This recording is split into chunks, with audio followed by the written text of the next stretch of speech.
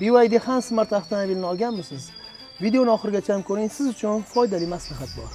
BYD Han avtomobilini olgandan keyin ko'pchilik akalarimiz Russiyaga приложение kelishganda mana shu o'rta konsolini chochamiz desam, aka shuni yechmaylik, iloji yo'q derdi.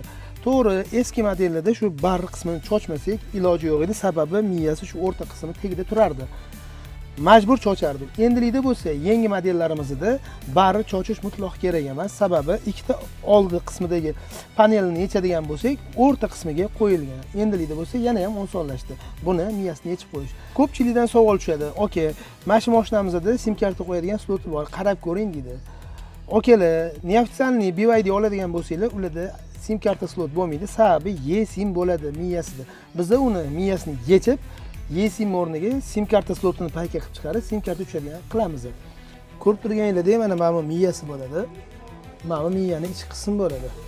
Qisqasini aytganda, bu yerda hech qanaqa slot sim karta qo'yadigan joy yo'q, umuman.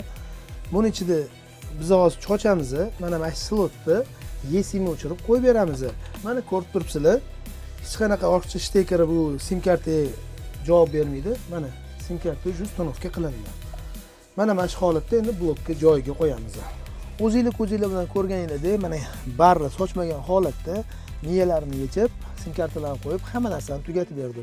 Avtomobil egasiga qulay bo'lish uchun bu avtomobilimizga голосовой управленияларni yozib berganmiz.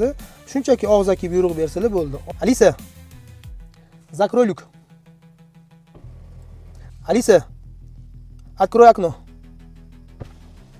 Alisa, закрой окно.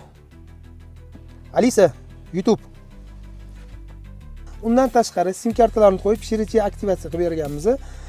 Bu qilingan rusifikatsiyamiz 2025 10-oyga bo'ladi. Bu rusifikatsiyani qilingandan keyin bu mashinamizdan imeykadan o'tkazish shart emas. Play Marketlar hamma narsalarini yozib ishga tushirib berdi. Kerak bo'lsa, Play Marketdan programmalarni ko'chirib ishlatirishlari ham mumkin. Yo'g'irmaydi.